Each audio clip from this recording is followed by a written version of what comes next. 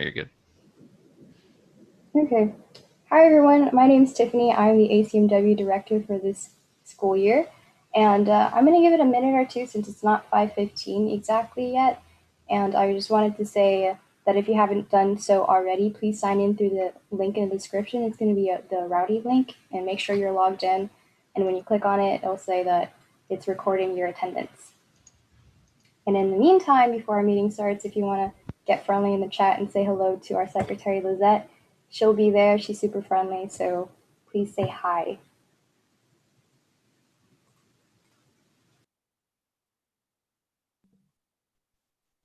Hello, everyone.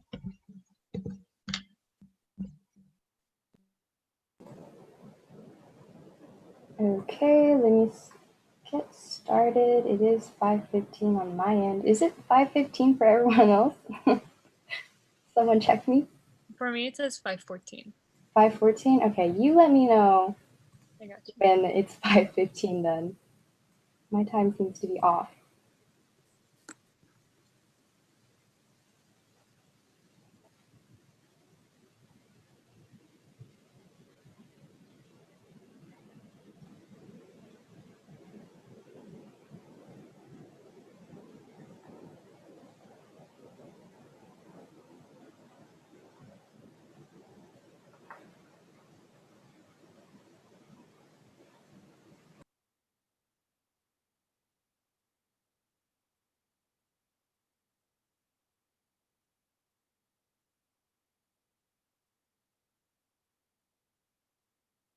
Okay, it's 5:15.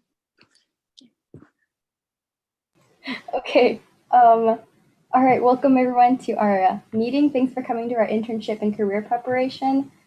Let's get the meeting started. So I just wanted to talk about some of the upcoming events that we have this week. ACM tomorrow is having their internship and career preparation. That's us.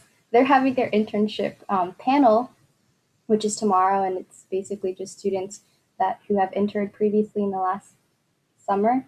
They're going to talk about how they got their internship and like how it is interning at their certain companies. And I think like NASA or an intern from NASA is there, from Nike, WellMed, the Air Force, all of that good stuff. And this Saturday is ICPC's first meeting, and it's from 10 a.m. to 1 p.m. And then Rowdy Creators is every Sunday from 3 p.m. to 5 p.m.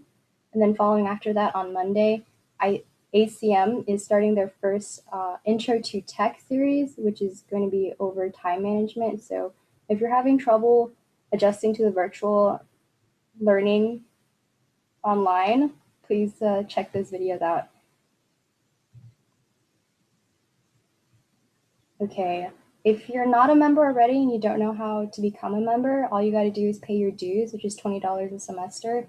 You get a really cool t-shirt, you get entered into raffles, and then you're eligible for giveaways. And then afterwards, all you got to do is attend meetings and join our Slack. So super straightforward, not too hard, but if you have any trouble, please reach out to any of the officers, ACM-W or like ACM, anyone who's underneath ACM, they'll be able to help you. And then for junior officers, so ACM-W is quite a small group. We're only run by we're only run by 3 people, which is like me, Stephanie, our vice president, Lizette, our secretary, and that's basically it. We have a few junior officers that's here that just joined us for this semester, and they'll be here for the next school year. If you guys are interested in becoming a JO, please fill this form out. And if you don't know what a JO is, they're basically someone who shadows the current officer and getting ready to transition into the next school year's position, if that makes any sense. So fill this form out and we'll get in contact with you, see if your schedule works out with us and all that good stuff. And then we have some internships available. Stephanie will be talking about it. Hi guys, I'm Stephanie Eunice, ACM-W's vice chair this year. So before we get into this topic, I wanted to let y'all know about these internships that are available now. So Here's like some information, but we also have the QR code, so y'all can have even more information, and the application will be on there as well. So if y'all want to take a picture of that.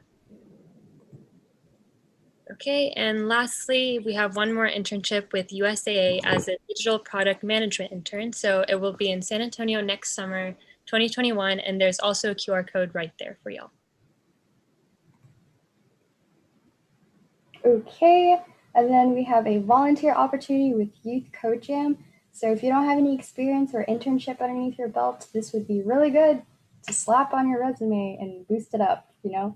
So if you're really good at programming and you want to teach a workshop, it's about 30 minutes, or be a coach, mentor, or judge projects, be sure to sign up and fill out these forms. Youth Code Jam will be in contact with you guys to further that process.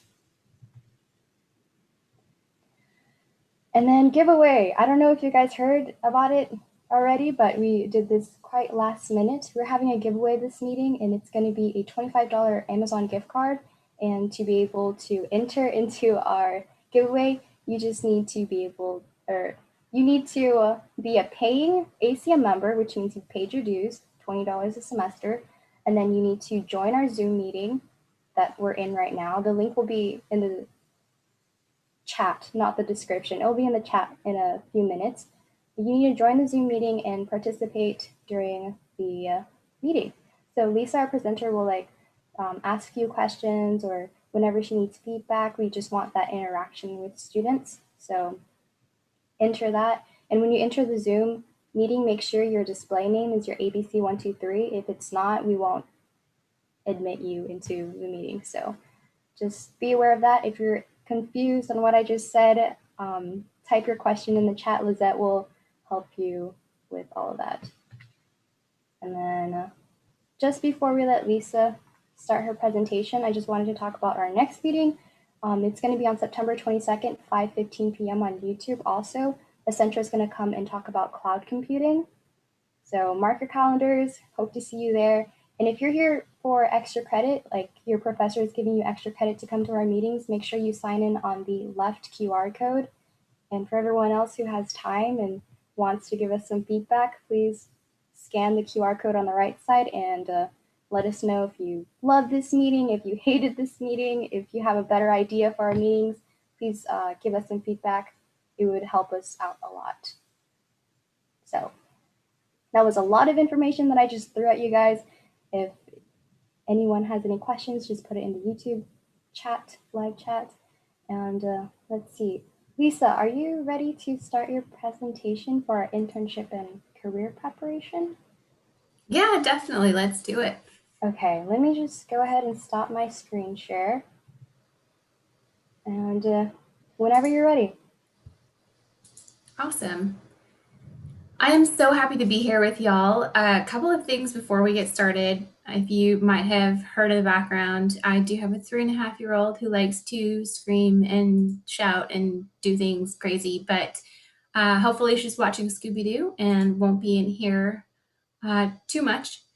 And then also it sounds like it's starting to rain, or it's like really thundering outside. So hopefully I won't lose power. I have like a backup power thing. It's like supposed to power you for up to 10 minutes. I'm super excited to see if it works, right? Anyway, hi, my name is Lisa Behill. I am one of the career counselors within the University Career Center. So hopefully you have used our services before, but if you have not, you're going to learn a little bit about them today, and then a little bit about the offer that we have for resumes and career and cover letters to help you review, or to help you make sure you're presenting the best document. But for today, if you have questions, if you have comments, if you have anything that you want to suggest or recommend, I want feedback today. I want interaction. So don't feel like I'm just presenting to you and you're going to take all this information and know everything afterward. But I am really excited to be here. So I'll get started on this. We are located within the student union, as well as have an office downtown on the downtown campus. Right now, we are going virtual. So we do have limited hours that we're doing on campus. So you can see our office in my background. But for the most part, our one-on-one appointments, virtual events, we have everything happening online. If you look over those services that we offer with career exploration, we have assessments, we have what can I do with this major, we have a few different opportunities for job search skills. If you're looking at applying to grad school, which is a process in itself, right? Trying to get all your documents, your materials together for that. Our events that are normally happening on campus, we are trying to move them online, including recruiting with employers. So all the events, make sure that you're checking Handshake for that. And then we do have career fairs scheduled, one on September 16th, one on September 21st, and that is the STEM fair. So if you're interested in meeting with employers, you do have to go check Handshake first in order to be able to meet with those employers. And then we are doing something a little bit different. Unfortunately, we aren't going to do Career Closet this semester, maybe not next semester. We do usually have suits that you can rent to do your interviews with, and they're for men and women, and they're usually it's free, just return it dry cleaned. But like I said, for this semester, it's not on the table. We're hoping maybe for next semester we can. So I mentioned Handshake a couple of times. One of the biggest benefits for our students is that Handshake is literally that. It's a handshake between you and employers. Employers are constantly posting jobs on Handshake. We are constantly posting events. We want to make sure that there's all kinds of opportunities available to you, and they're not necessarily ours. We post career fairs for other schools, we post career fairs for the city, we post internships, jobs, fellowships, and employers are doing that as well. And the biggest piece of this would be the profile. So, number one, make sure you go into Handshake and complete your profile. It'll tell you what percentage you're at. I've been looking at some students, and it's a huge range. It can be from 15% to 85 to 100. But we just want to make sure it's as high percentage as possible because employers are making lists and they can generate lists for students that they get in touch with and provide them the information to internships or jobs directly. So if you want to be on Google's radar, if you want to be on Accenture's radar, USAA, they're building lists to try and get in touch with students. So I want to make sure that you have as much information, work information, organization, skills, job interests, industry areas listed on your profile. So that's all done through utsa.joinhandshake.com. If any of y'all have issues logging on to Handshake or aren't a registered student at this time, which I don't think any of you would be in this seminar if you weren't, that might be an issue with Handshake, but if anything, you can just get in touch with me, and I provide my email at the end of the presentation. I mentioned what can I do with this major because it's a huge resource for us. We are trying to make sure that questions are answered as soon as possible for students. So when you go under the different majors, you can go under sciences, social sciences, communication, business.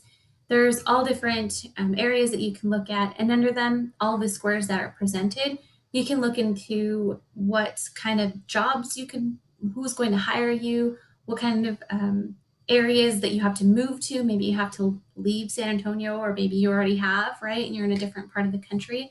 You can find out what your part of the country is doing as far as industry and hiring.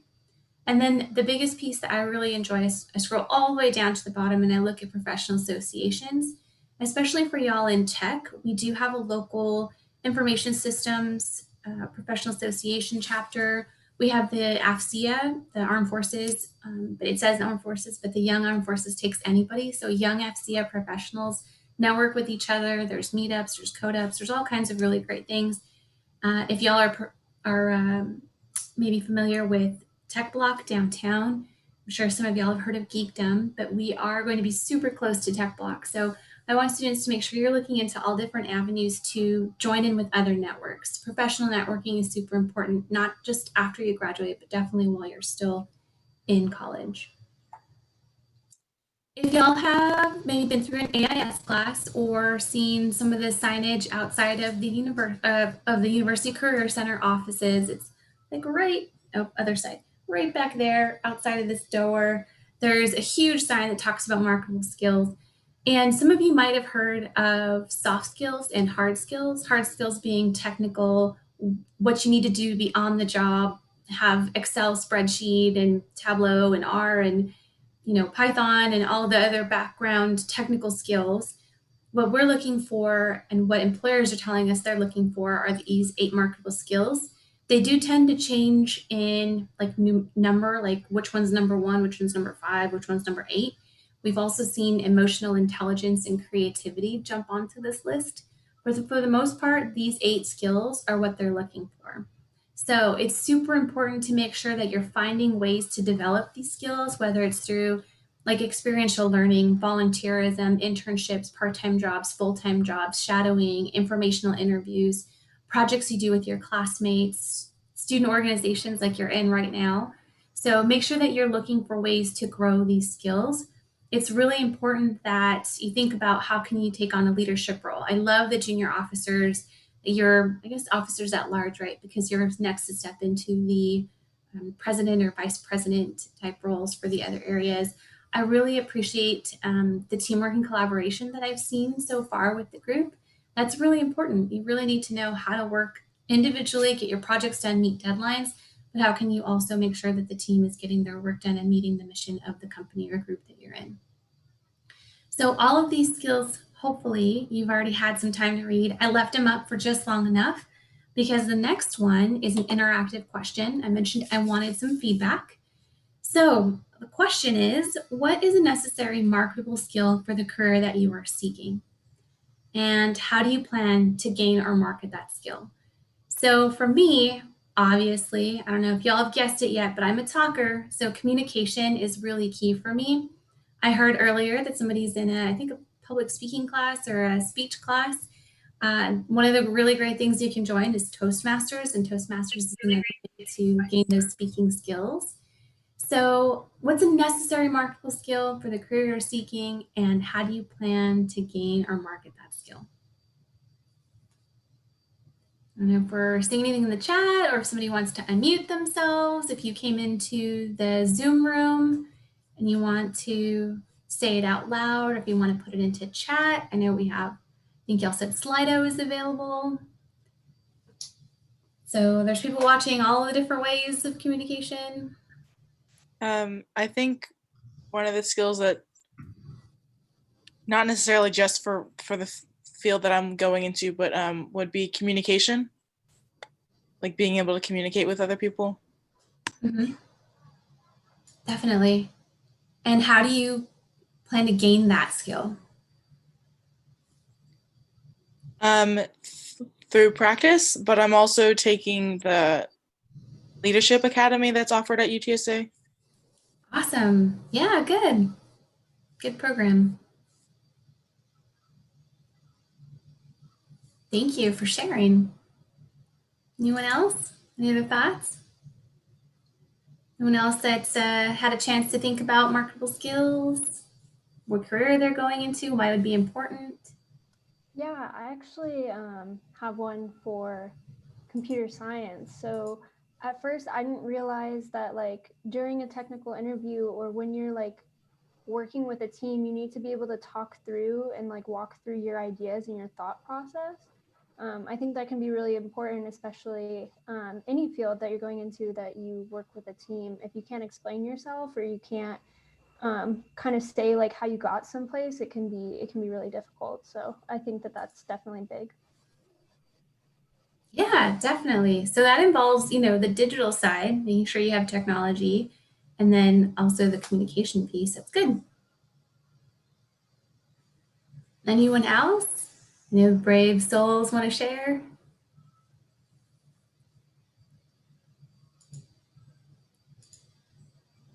And if not, that's okay too. I have more ways to participate a little bit coming up, and then also other ways that you can develop your skills. So,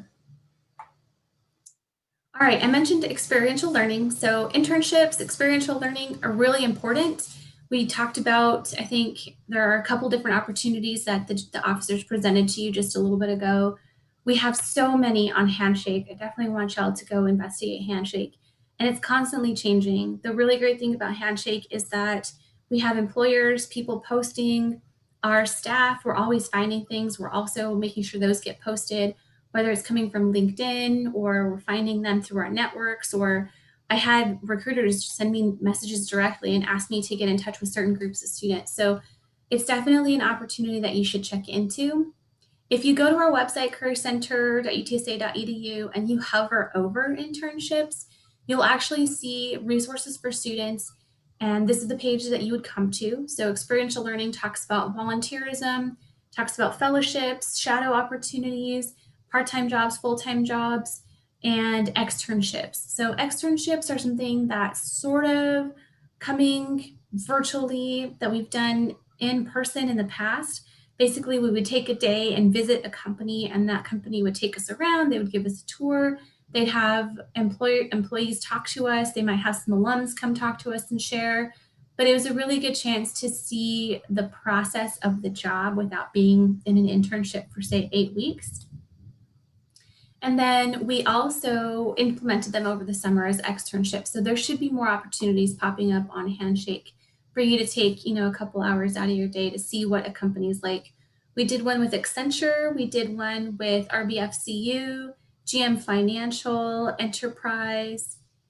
There was one more, but they were really great and they were really well attended. So hopefully you'll be able to participate in some more of those. And then the other thing, if you hover over internships, you'll see a little tab that says micro internships. I know right now not a lot of people are hiring. Some of y'all's internships might have been rescinded. They might not be offering them until next year, and you're graduating and you're not going to be able to extend your graduation until August in order to qualify, right? So there's different things. But these micro internships are project based. They're work hour based. So if you apply and you're accepted, you'll see that this project is built on 5 hours of work or 10 hours of work. It really just depends on how long it'll take for you to finish that one project. And then once you're completed, you do get paid.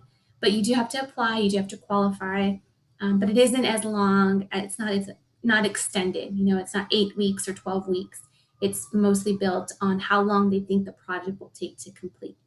So that's the internship section of our website.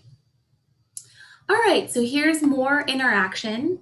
So you are going to have to, when you come back, hopefully, you're going to have to turn on your cameras and at least show me your item. So this is the interactive scavenger hunt. Go find something, get up out of your seat so you're not just sitting for the entire 45 minutes that I'm talking. So find something UTSA, find something UTSA that has a Rowdy or a Roadrunner on it, or find anything from the UTSA Career Center. So if you want to participate, here's your chance. You need to go find something. Ready, break. Oh, I was supposed to have music. I was going to have the Jeopardy music playing in the background. I totally spaced that, y'all. So this gives you more time to, oops, I think. Is that going? Oh, there it goes. All right, go find something. UTSA with Rowdy, UTSA Career Center. When you come back, turn your cameras on so I can see it. This is gonna help you win that money.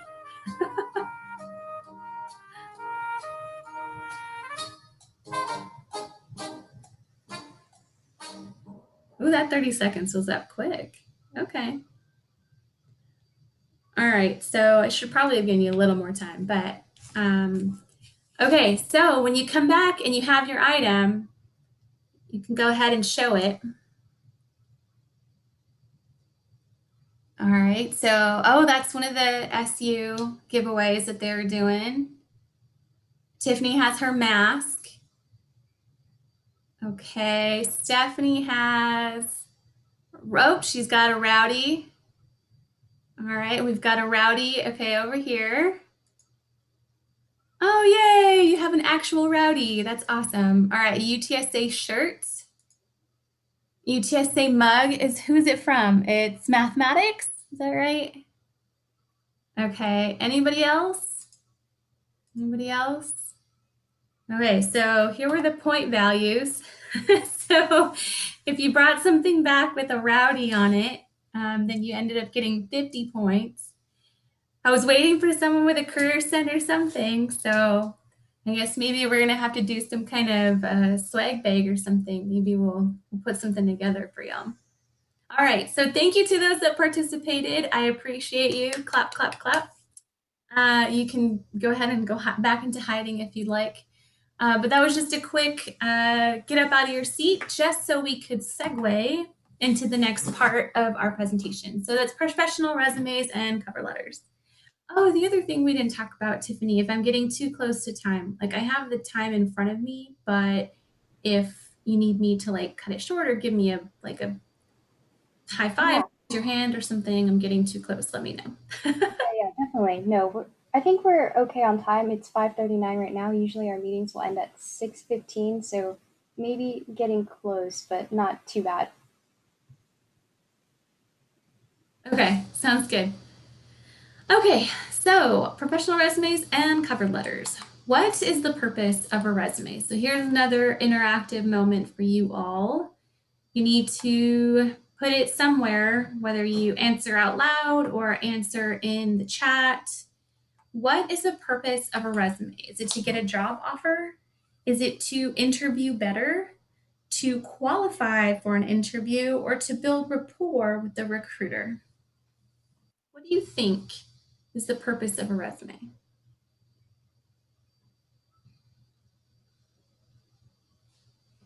And since I can't see any of the answers, y'all are going to tell me what your answers are.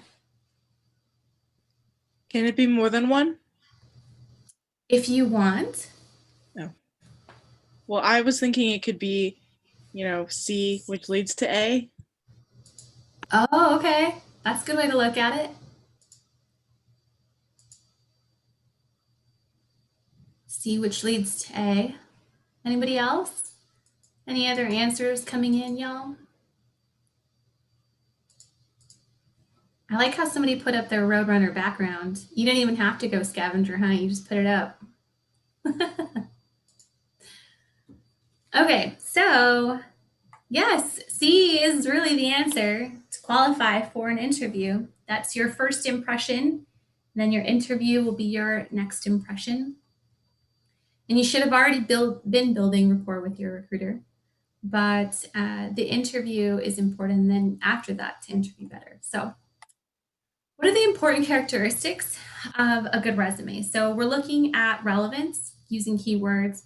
We want it to be concise. I don't want it to be 3 pages long. It has to be visually appealing. And by visually appealing, I mean the layout looks great. It's all in one font. It's at a good font size, right? It's not at 8.5 where you can't read it. And then it highlights your qualifications. So we want to make sure that, like I said, you're putting your best foot forward. So relevance to the position, we want to make sure that it talks about you in the best possible way. So it talks about your successes, your achievements, making sure that key information is being shared, right? So for you all, your technical skills and your proficiency at those technical skills is going to be really important. We want to make sure that you're prioritizing qualifying data. So if your bullet points for your job, if you're burying the fact that you do part of the job that you're applying for, you need to make sure that's the first bullet points that you're putting, or it's in your summary of qualifications. And then you want to make sure that you're excluding anything that's not relevant.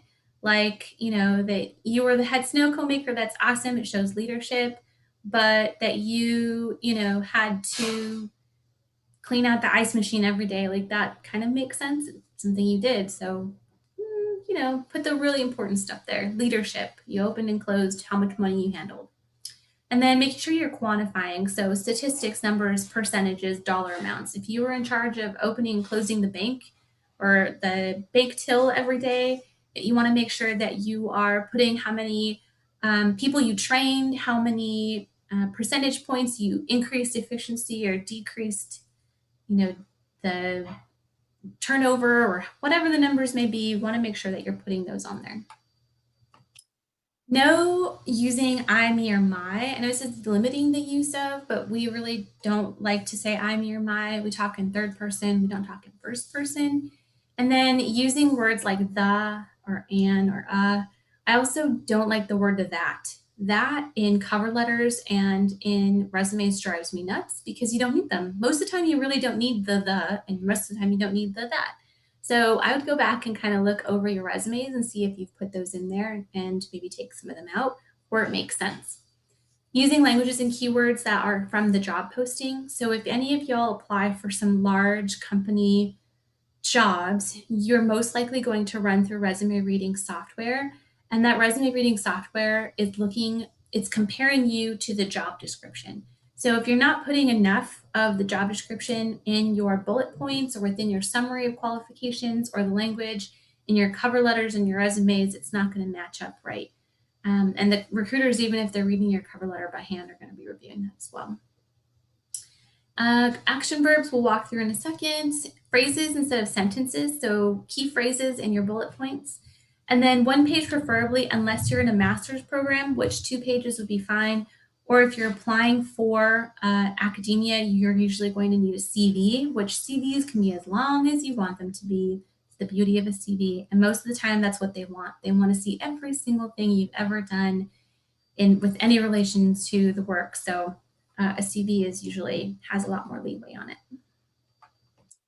Okay, so for action verbs, these are how you start your bullet points. So instead of I assisted or managed or helped, right? You're trying to find words that are more creative, that speak a little bit more when you write them down. So you planned, you supervised, you trained, you balanced, expedited. Those just show more power to the words that you're starting, to the bullet points that you're starting.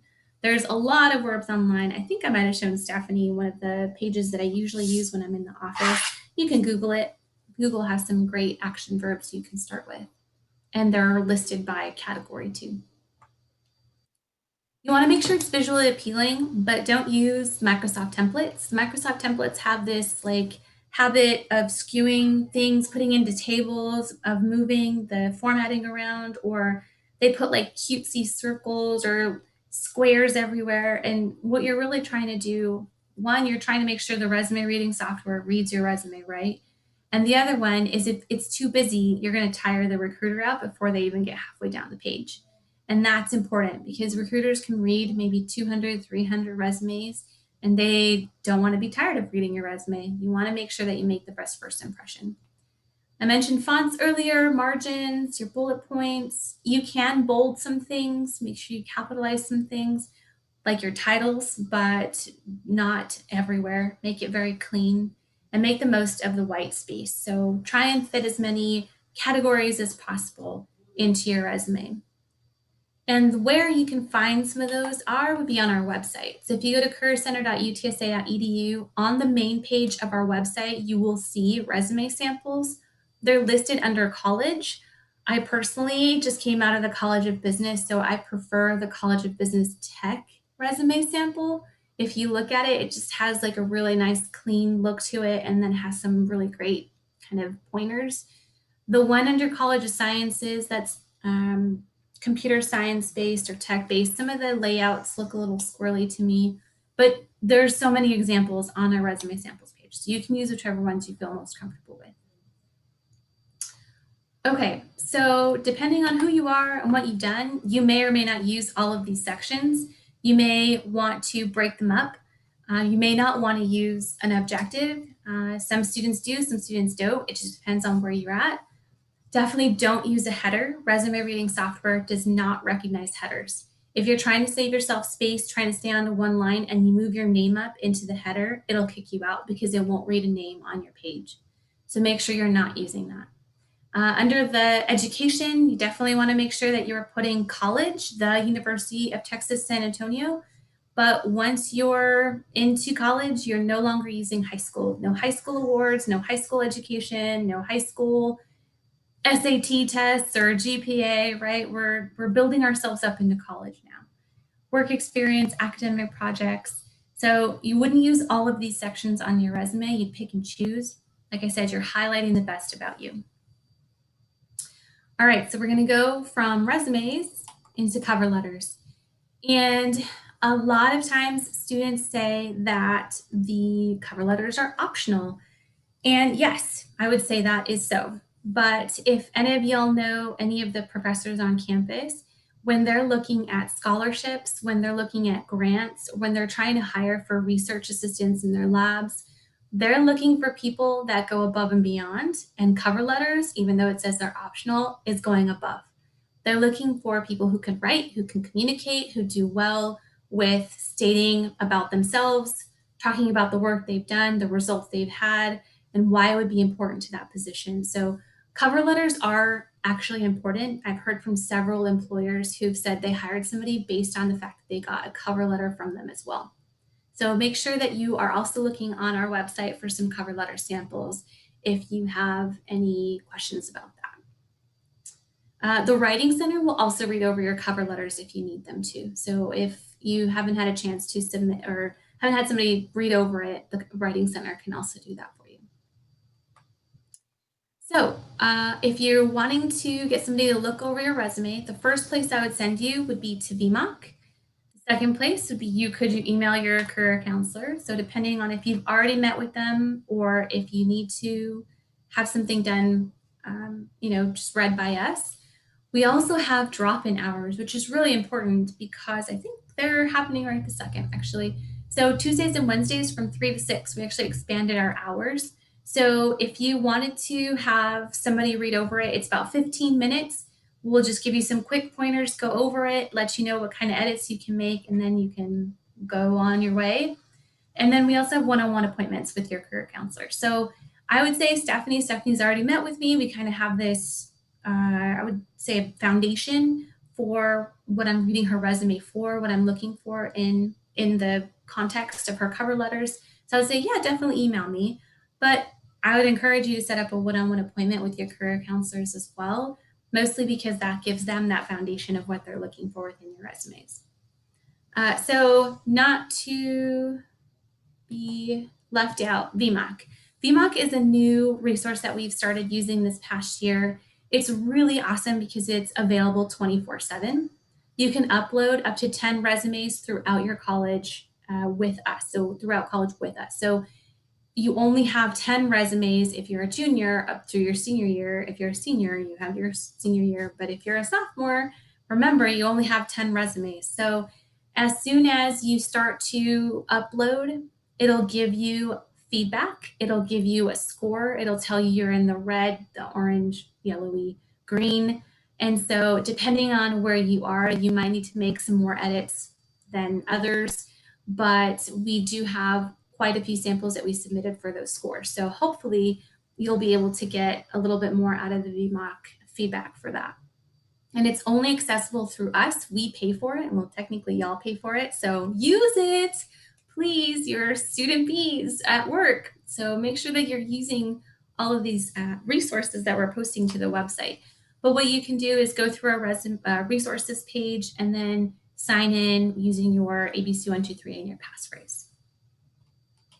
Another really awesome thing that we just got started, which is huge, is our alumni mentoring platform. It's called the Roadrunner Network. So this just launched, literally today just launched. And we want to make sure that our students have the opportunity to talk with college alumni. So it's for everybody. It's College of Science, College of Business, College of Engineering, and it's specific to those alums. So if the alum graduated with a computer science major, then they would be here with us in College of Sciences. If they graduated in College Business, then it's specific to College Business. But what it does is it puts them kind of at your fingertips. You can build up a profile, you can put discussion questions, you can look at the resources. You can actually get in touch with them and ask for a meeting. So maybe if somebody works at USAA and you really want to work there and you find them and you say, hey, what can I do? What else needs to be done? What should I be doing? What steps should I take? Should I be building skills right now? And what skills should those be? So definitely look into the Roadrunner Network as a way to get some more information about the industry and what's happening in the areas you want to be in. And that is also only accessible through our resources page. And everything that's happening this fall is happening on our website and Handshake. So please, please, please make sure that you're checking Handshake. Go to our website, check our events. When you click on Learn More, it'll actually take you to the page for the event to get RSVP'd, but it's not necessarily registering you for the event. And it's going to sound really weird, but all the employers at the fairs this fall you have to reach out to them. That's going to be very different kind of from the virtual fairs we did over the summer where you could just show up and you're in a chat room and you're talking and everybody's talking all at once and they're talking back with you. This is time slots. So you have to go look at USAA directly. You have to go look at HEB directly, Accenture. NSA is already signed up. Google is signed up. Enterprise is going to be there, right? So you have to go find those companies within the career fair signups and get a time slot with them.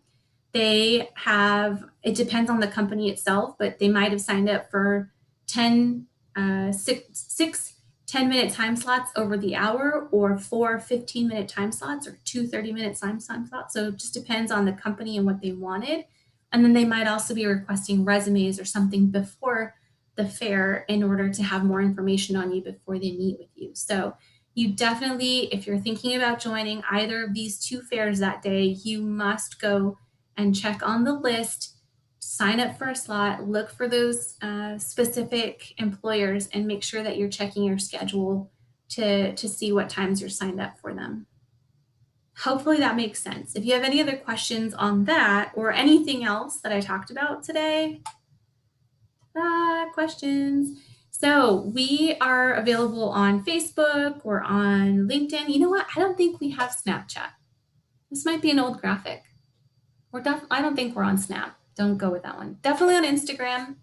And we have a lot of activity on LinkedIn as far as the career counselors and the career center. So you can come find us on there. And then, like I said, we have drop-in hours on Tuesdays and Wednesdays from 3 to 6. We have very limited office hours on Mondays and Thursdays from 10 to 2.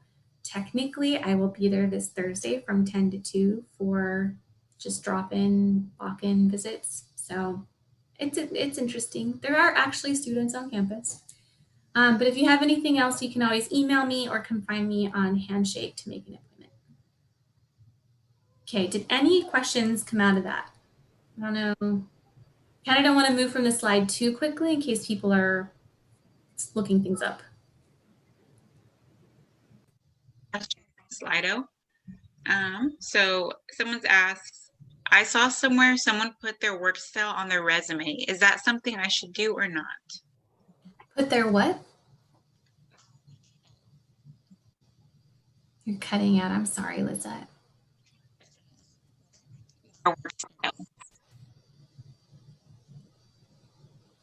Maybe, can you type it in the chat? Let me look at the I chat. think you said work schedule. Is that what you said, Lizette?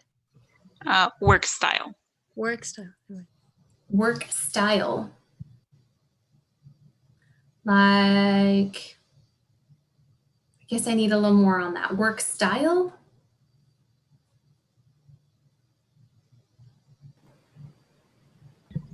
I guess it could be something in terms of how they work, their style of work, as in what they do in the morning, or the process of how to think.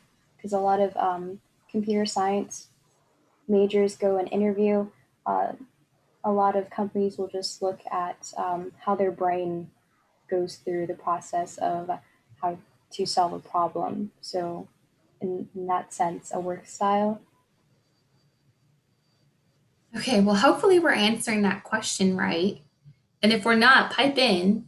But so under your summary of qualifications, you're going to want to express yourself holistically. So usually I tell students that's the place where you would say effective team leader and effective working within a team environment and individually, or where you would say, 3+ years of customer service experience through various work and personal experiences or personal background, right? So the summary of qualifications is really your place to shine in the different areas that the job description asks for.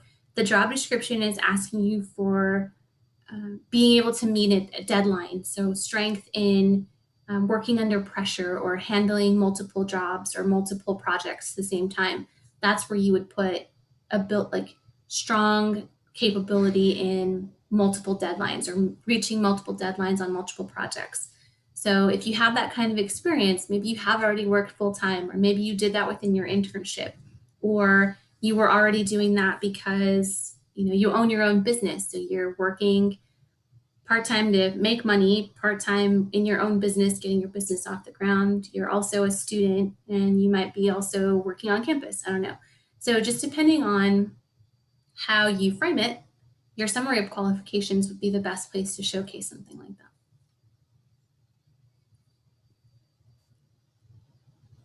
that. Okay, nice. Yeah, did anything else come through? Yeah, I just wanted to open the floor up. Anyone in the Zoom call would like to ask any questions? Anyone who has any remaining questions in Slido or in the YouTube chat? I think we can give it like a minute or something. I had two. The first one's kind of quick. The second one's kind of not so. So the first one is, if you're a transfer student, you still list where you got your associate's degree, correct? Yes, if you received an associate's degree, you'll have that underneath your bachelor's that you're earning currently. So it goes in reverse chronological order. It'd be UTSA first and then your associates. And that's with job experience as well. It's reverse chronological order from the most recent to the past. Okay. The second one is, so normally when you apply to a job, you might tailor what you put on your resume to that specific job. But when you go to a career fair, should you kind of leave it more broad, or should you target it as well? Definitely. It should be general. It should just have the best information listed about you. When we talk about tailoring, it's a little bit more like when I talk about at HEB, they might be customers, but with Google, they might be clients. And so in your summary, you say something like, I have excellent, or you don't say excellent communication with clients / customers, right? So at one location, it's a client, one location, it's a customer, but you included both of them in that same way. So when you're tailoring to a specific job, I would say whatever that job is calling their people. If they're calling their people guests, if they're calling their people clients or partners, then that's how you would tailor it. If not, you would just include the normal information you'd have for that job. Your job at HEB included customers, so that's what it was. If you are going to the career fair and want to send something to everybody, that's great. You do have the ability to look up companies right now, though. So if you're signing up for a time slot with USAA versus Accenture versus the NSA, you will want to make sure you're doing your research on them and maybe sending them individual resumes. If you want to just have something general on hand, that's fine. Just keep it very generic. That you could include an objective at the top of that one, just says seeking an internship with a global-minded tech-based company. I don't know, right? So it just depends on the situation. But for career fairs, yes, you can keep it general.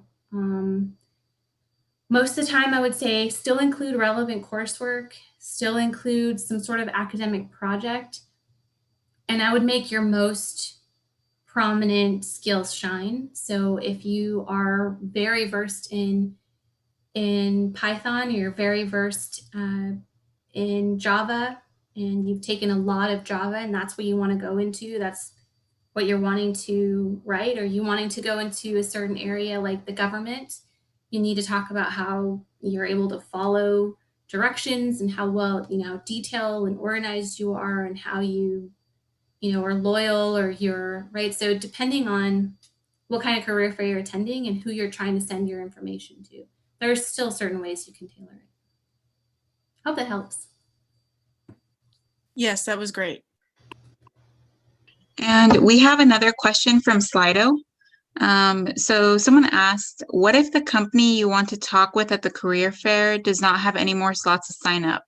Who do we reach out to in order to schedule our own time? Yeah, definitely. So I know we talked about USAA a little bit ago, and if USAA doesn't have any more time slots, I would say they have an event happening on September 10th. That should be in Handshake. So I would go to Handshake and see if you can join them for that. It is a virtual event that they're supposed to just be opening it up to students with various opportunities. We do have several things coming up over the fall. So employers are going to be available throughout doing their own recruitment.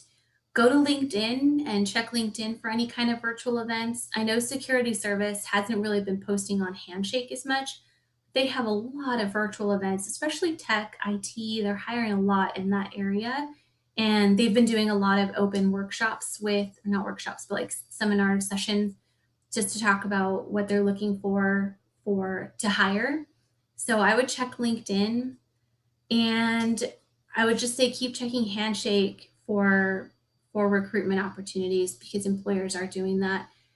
Complete your profiles. The more your profile is complete, the more likely you are to get invited to some of these things. So I know some students already got invited to that USAA event, and it was through Handshake or was through some other means. So they're already on that person's, they're on their radar, the recruiter's radar. So be sure you're filling out your Handshake profile and get more of those invites coming in. And then I would say if you haven't already started a LinkedIn, start a LinkedIn and start connecting with people. Start looking at ways to grow in the industry, look at what the industry is doing, read some of the articles that are happening there, connect with industry leaders, connect with companies that you're interested in, right? So H2B can be really hard to break into, but if you're following them on LinkedIn, you're going to get their postings right away. You're going to see when somebody new posts something, or when somebody who used to go to UTSA, an alum, is now hired at H2B, and it kind of gives you those heads up, right? So there's a little bit of work you can still do on your side.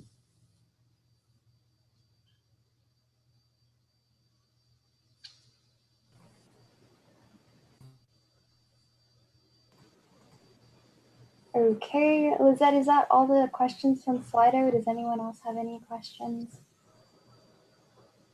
We're good from Slido. We don't have any new questions right now. Okay. Well, if anyone has any more questions, I'm sure they can reach out to Lisa. Her information was on the screen for like 5 minutes. So you can always scroll back on the YouTube. It's going to be uploaded. So you don't have to worry too much about not getting her information. But I'm going to go ahead and start closing out our meeting. I want to say thanks for everyone who joined us. And if you missed the first half, our next meeting is on September 22nd, and Centra is coming to talk about cloud computing. It's going to be 5:15 on YouTube. And if you're here for extra credit and you haven't signed in yet, make sure you sign in. And if you guys have some time, you're feeling good, leave some feedback also. So thanks for coming to our meeting. I'm going to leave this up for like a minute or two, and then stop the meeting. There was one more thing. Sorry, I meant. Oh, okay. Yes. So events that are coming up for you all, MITRE. I'm not sure if y'all have heard of MITRE, but they have an event coming up at the end of the month, and that'll be posted in Handshake as well. And they're going to be for colleges. So College of Science and HCAP are going to go together one day or on the same time, and then College of Business is going on another one. So we have an opportunity to do an event with them, and they're hiring across pretty much any major, but they're really looking for cyber, IT, tech based. And then we do have the Internship Expo. So if y'all have completed an internship, we would love to hear about it. If you go to the website, we do have, and it's on Teams, and I shut Teams down because I get so many alerts, but it should be on Handshake as well, that you can showcase what you did through your internship. And then we're going to actually select students to share that out. So usually it's like a poster expo, and we'd have people set up in the foyer of the student union, and we can't do that this year. So we're going to have people submit their internships, what they did, how they did it, kind of give the backstory, and then select a few of those students to share their experience. So it's a really good opportunity to get some of that presentation, right, skills under your belt. So if you are interested in that, that should be on Handshake as well. And if not, email me if you're interested, and I can send you the links to get signed up for that. Okay, cool. Thanks for sharing that, Lisa. I think that would be it for everyone. I just wanted to say thank you so much for coming to our meeting today and presenting and letting all our members know how to get in their internship and career preparation more upped, spiced, if that makes any sense. But thank you so much for joining us. And I hope you'll hear from me soon. I need to get my resume spiced. It sounds good. Thanks, y'all. Yeah. I'm so happy that y'all participated, and good luck to y'all. Thank you. All right. Thank you. I'll see you later. All right. Well, I think that is